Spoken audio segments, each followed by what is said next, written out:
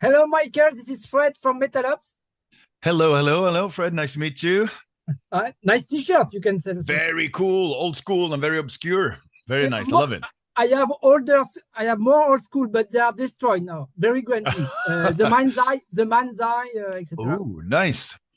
Yeah, Osmose production. Oh yeah. Since I met you in 1997 for the World Domination in Paris. Oh, damn. Yeah. And Swordmaster, Enslaved, etc. Yeah, well, I remember. Yeah, that was good times. Yeah, very good time. I remember it was very, very cold in Paris, but today it's very hot. And you are in Sweden, in Gothenburg? Yeah. Home, man. It's rainy and kind of miserable, which is good. Good time to be at home. To make answering interviews. Yeah. Okay, I have a lot of questions. I'm very chatty guy, but I used to interview you since a long time. So that's for Metal Ops in France. And my first question, you are very productive and very busy man because you have a lot of side projects this last months, last years. Cemetery Skyline, the HALOT EFFECT, Grand Cadaver, the new Dark Tranquility now, and they make the promotion. And if I'm right, I'm going to meet you or to cross you, to show you, to see you live with the HALOT EFFECT at next Motoculture Festival in France, next August. Yes, that's right. Oh yeah, that's right. It's gonna be cool to come back. Such a great great festival. You know this festival. Oh yeah, since many years. Festival. The second metal festival event in France. Of course. Yeah. So super nice. You are not in holidays. You are busy with the Dark Tranquility promotion, and at the same time, you tour with the HALOT EFFECT. Yeah. So every weekend is basically shows, different ones. So this last weekend I was in Finland doing Cemetery Skyline, and day after tomorrow I leave, and it's we play in Slovenia with Dark Tranquillity. Okay. Then 2 days later it's Grand Cadaver in Germany, and then it's DT again and some HALOT EFFECT. So yeah, it's busy times for sure. There's a lot of traveling involved, and it's kind of crazy, but it's been fun. It's been a great summer so far, and and that's a lot of shows to look forward to. You don't mix sometimes the songs of Dark Tranquillity and the HALOT EFFECT in the lyrics, or no? No. It's all very different, and it's easy to differentiate. I think so. That's never been a problem. It's hard to remember some of the lyrics when you start thinking about it because there's a lot of songs to remember. But so far, it's been okay. You have some text sometimes, or maybe no, I don't. Screen. No, I don't actually. That would be. I wouldn't be cheating, but I feel that as long as I can remember the lyrics, I can. That's part of my. It's part of my job. So and when you don't. But who knows? When you don't know, you ask the crowd to sing after. It's so easy. Yeah, everybody's good. Yeah. System of a Down sometimes makes that. Okay. Yeah. So how do you explain this such productivity at 50 years old for a man? No, I mean, for me, it's just a matter of course, experience, but also working with amazing people who have a similar, experience.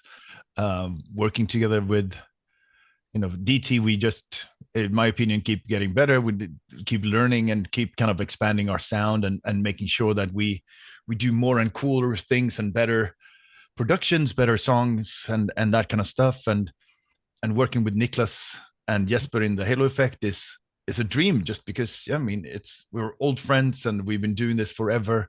And so when we decided to do something new, it was kind of like, oh yeah, easy, no expectations. Anything can happen. Let's see what happens. Let's see what this could be. So that's easy. And with Grand Cadaver, it's kind of like old school death metal that I know in my bones. Even though I've never done it before, I know exactly what it's all about. So that's super easy and fun and amazing.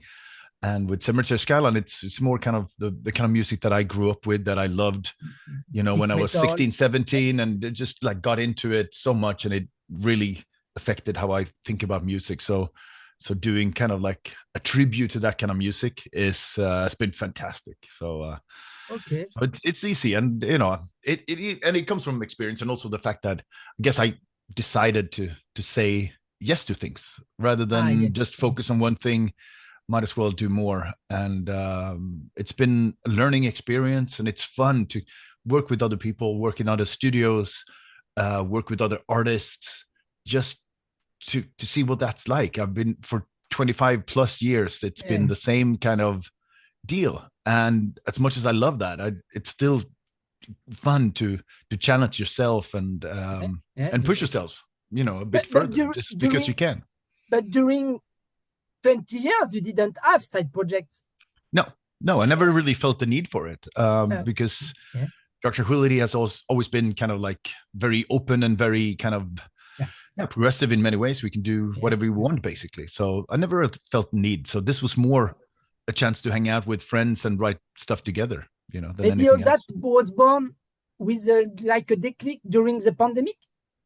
I mean, without a pandemic, it wouldn't have happened, because there would be no time. Maybe it would have been something that we would do further down the line or a bit later, but yeah, I'm pretty sure like without the pandemic, it would just be an idea still, and not a reality. Okay, so let's speak about Dark Tranquillity and new album. But Moment was your last album studio with Anders Givart and drums.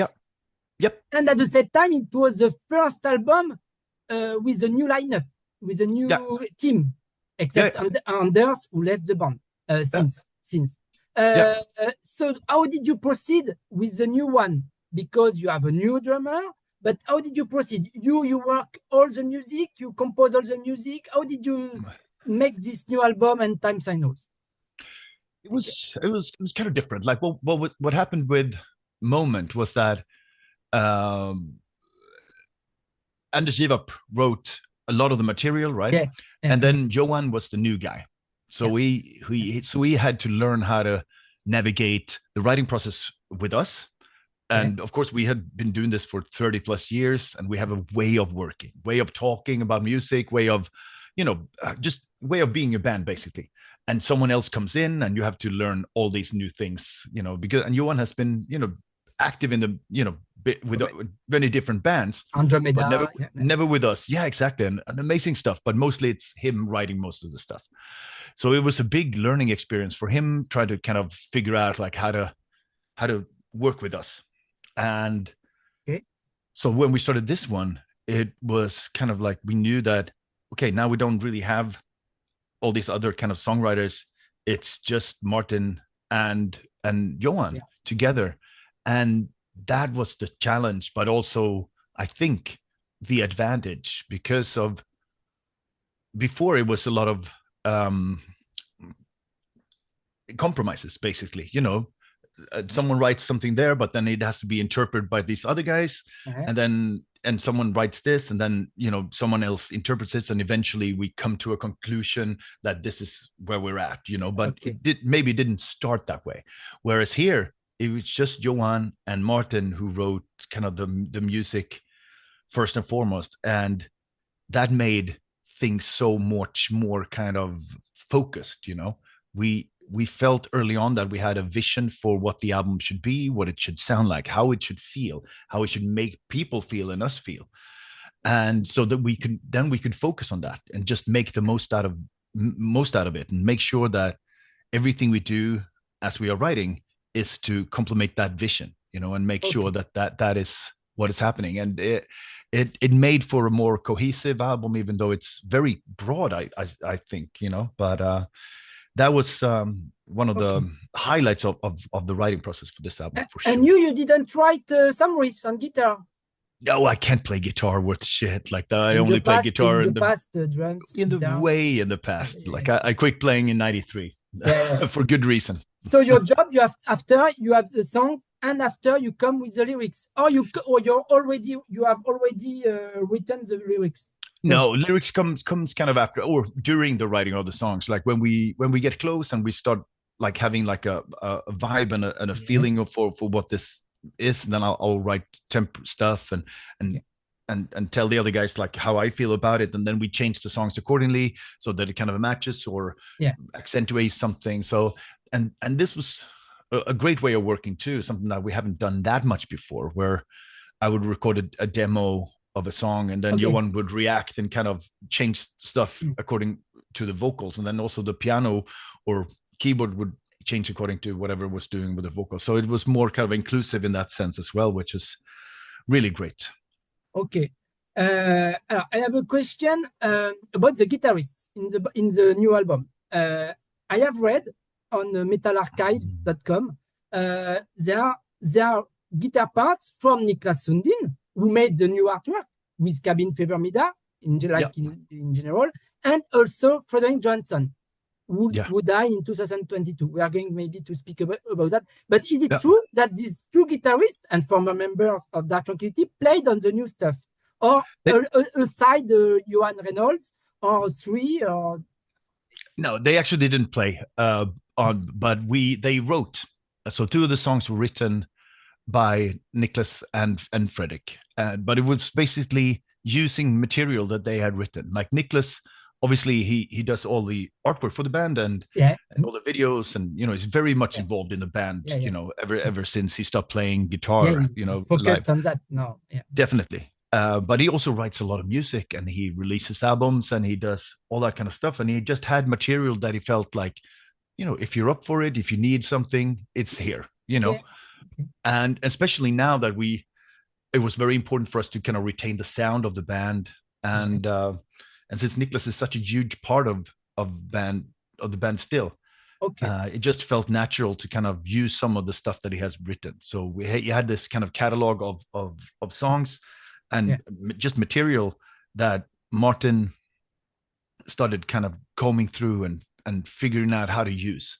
So we wrote a song based on his material, basically.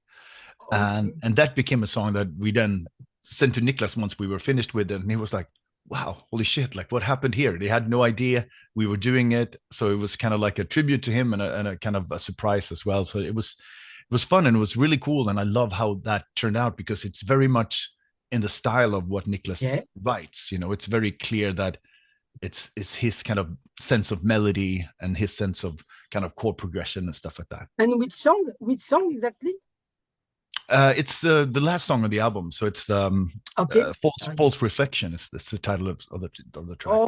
Okay. And with the song that Fredrik wrote, it's called One of Us Is Gone, and it was a similar feeling, like when he was sick for more than 2 years, and he wrote a lot of material at that during that time, just to get his mind off of things, of course, and to kind of feel that he did something, because he can work and he can do much else, and he wanted to make the most out of his the time that he had left, basically.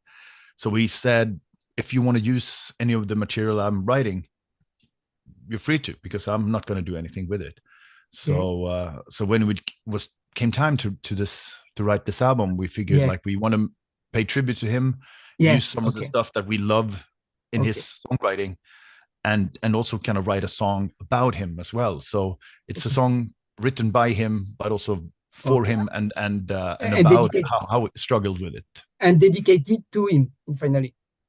No. It was way too late. But I played, the first people I played it to was his wife and his brother, and and that was kind of like the hardest part to but he knew that by the end he knew that we were going to use it, and we talked about like how we wanted to use the songs, but we didn't start it until last year. And the whole album is dedicated to him? No, not especially. No, I mean, I feel that everything we do is always kind of like with his kind of writing in mind, and that the album is truly like or especially the song is a tribute to his songwriting and his impact on our band and our sound.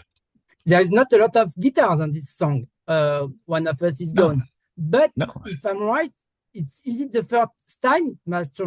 This is my transition. It is the first time that Dark Tranquillity use cellos and violin on a song of Dark Tranquillity? Sure. Yeah, it actually is. I mean, we used strings and stuff like that, but synthetic ones. And this was this was cool that we used parts of the Gothenburg Symphony Orchestra, and they are amazing, really, really talented, and they just came in and recorded incredible stuff, and I love how elaborate the song became. It was one of those things that we worked on for such a long time, and it just kept building and building in scale and in scope and in kind of emotional impact and all that. So it was the most difficult song to write for sure, but it should be different. In the middle of the album. Very special. It's more quiet, and after it's come back more fierce. Exactly. And there is a new single called Out of Nothing. I like it very much, and I think it's a good photo of the album. Good. It's diverse, clean vocals, and after more fierce. And I have found, it's my opinion, a certain dynamics like a Misery Crown. Misery Squad, a bit. Yeah, maybe. I mean, it's maybe in the groove, or is there something? Yeah. And the video now white and black. Remember the video of Misery Crown. Do you agree? Well, I haven't thought about it, but I kind of agree. I mean, it's definitely similar kind of vibe to it. Yeah. And it was. I mean, it's always difficult to choose kind of which songs should represent the album for those who want to hear, snippets of the album before it's coming out. But I felt that song is kind of representative of some of the more diverse aspects of the album. Before there was The Last Imagination and a single and Unforgivable. So it's very, very heavy, fast and song. So it's kind of showcases something else, and I really like that. Okay, why is this title Endtime Signals? Is it the beginning of the end? The beginning of the end of what? Of the human being because of pandemic? Not the beginning of the end of Dark Tranquillity. No, Hypocrisy did it with the final chapter, but no, there's a split. So what does it mean?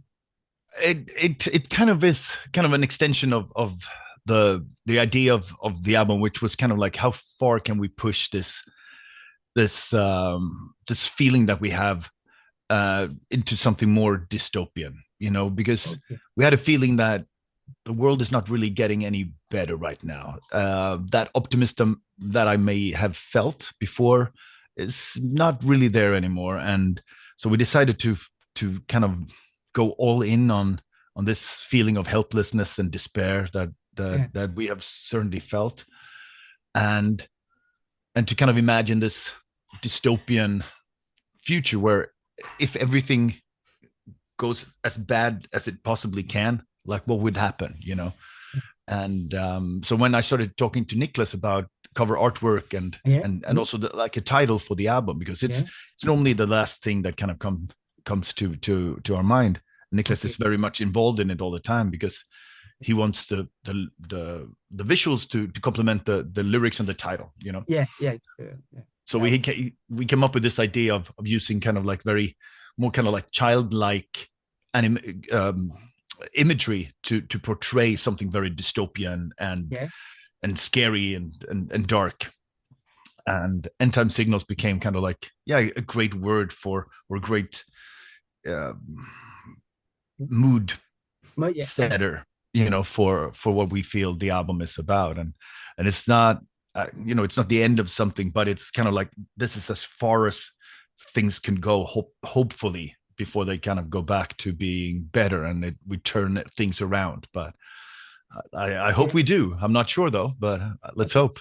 It's a topic, a regular topic a current topic in metal music. Metal should be about strong emotions, and it's hard not to have strong emotions about where the world is right now. So okay. There is it is connected to Moment, the previous album, or not directly? No, I mean there's always thematic kind of similarities, but I think Moment was written before the pandemic. I think it's kind of clear that we're dealing with that too on this album as well. how difficult it was at the time, and also how things didn't really turn out for the better afterwards. Yeah. You would think so, maybe, you know, if the world has this shared trauma, you know, something that happened to everybody on the planet, we would be more empathetic and more emphatic and more open to each other's experiences. But quite the opposite, I think, is what happened. So yeah, it didn't really turn out that well. Okay. There is a song called Disconnect. Could you tell me more? Is it about social networks, internet? We use all we know, you, me. We need that to exist, for the promotion, to live, to promote the music. But is it in relation with that or not at all? Disconnect. Yeah, it's about this kind of disconnection between reality and our idea of it, or how we can disconnect from the reality in order to kind of serve our own purpose, and how you can see the reality, but you will choose not to believe that version of reality. You rather believe something else that matches your system of belief, or that matches your agenda, your political or your financial or your personal agenda, and how easy it seems to be to kind of disconnect yourself from what is real, what is true, in order to kind of feed what you think is more real. And it's such a strange thing to consider, and you see it all the time, everywhere. Just how you rather believe something that it's easily proven that it's not true, but that makes no difference, like, to you. And just because I have decided that I want to believe, and this is my truth, this is my experience, even though it's not an experience, but it's kind of like how I experience things, and how easy it is to be disconnected from actual reality, just because of how important it is to make a stand in your own mind, or to have a hot take, so to speak, on something, or to have like a strong opinion about something, so that you will feel more important. You know, if it makes you feel more important in social gatherings, then you will take a strong stand against or for something, that it doesn't matter if it's true or not. You just have, you know, you believe to yourself to be a more interested person if you believe the world is flat, for instance, or some stupid shit like that. It could be anything. Conspiracy? You mean conspiracy? I mean, it definitely, I mean, yeah. We didn't work on the moon. We didn't work on the moon, for example. That kind of stuff, because it's very easy to prove most of these things, and you can, sure, but you make a conscious decision to not listen to those to actual truths and choose something else, and that's super scary. But it's a kind of like a human thing, you know. You stay away from uncomfortable truths because you don't want to hear about it. And if someone says, you know, the planet will fucking self-destruct if we go down this path that we're on, you don't want to hear it, then you disconnect from it, you know. So that's what it's about.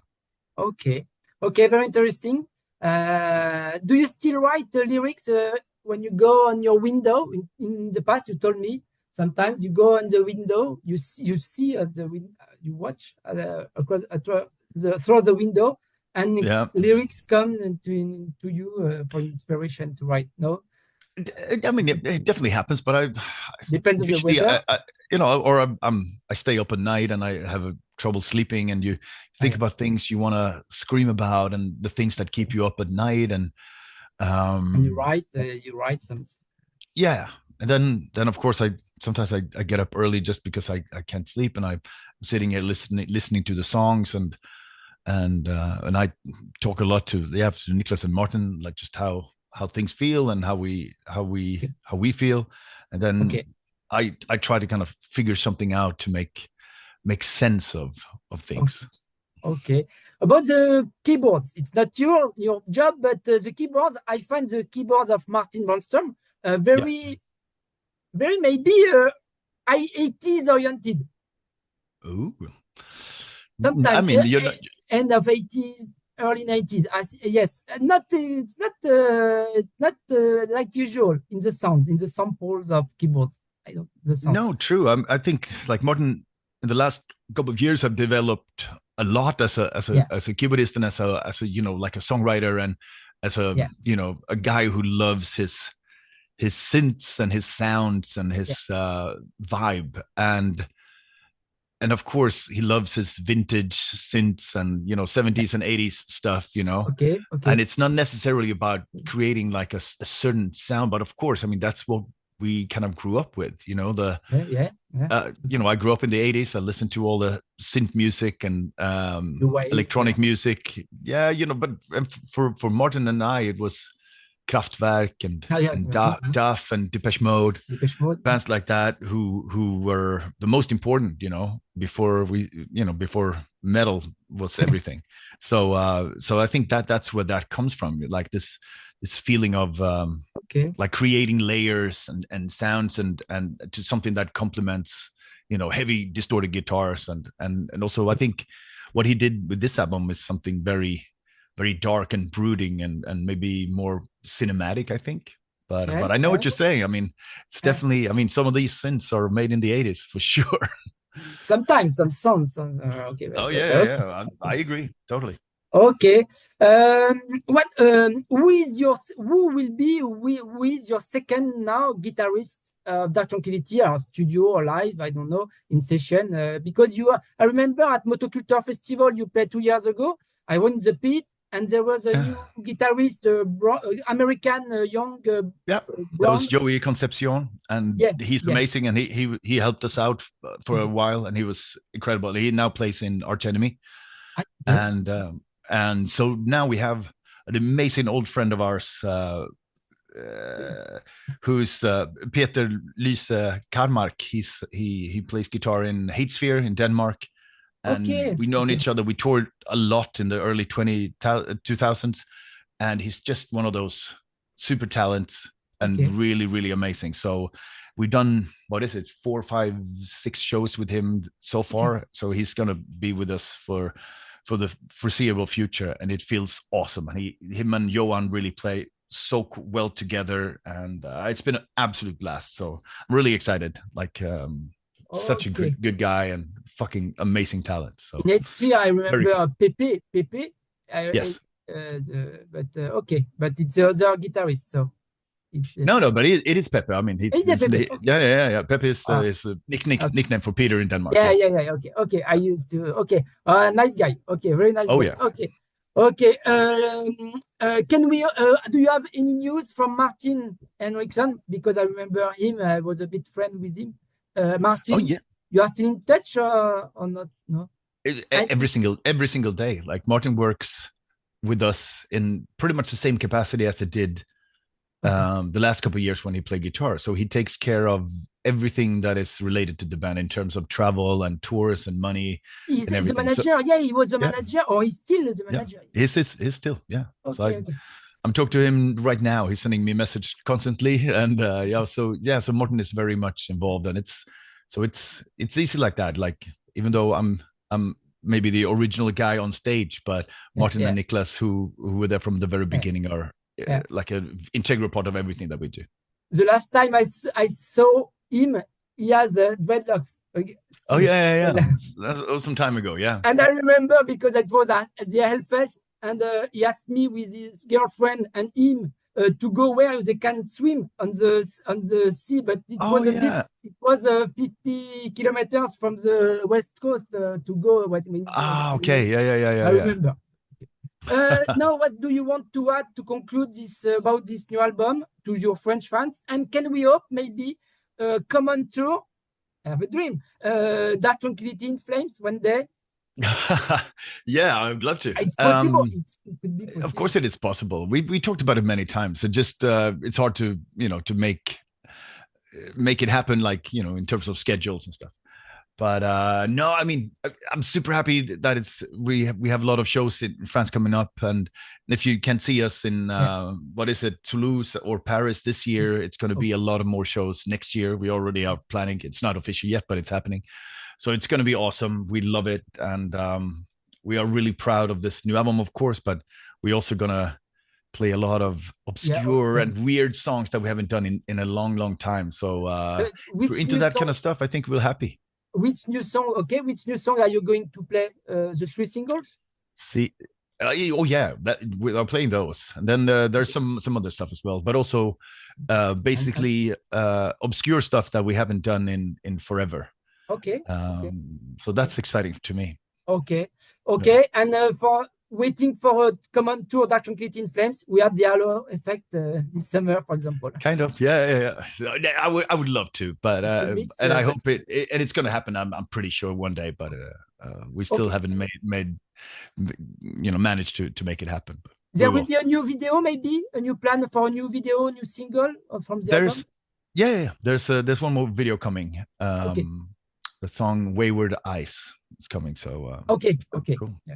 Okay. Thank you very much. I'll let you. Thank you very much, Mikael. Take care. And thank you so much, Fred, and I'll see you soon, man. HALOT EFFECT. Absolutely. Bye-bye. Cheers.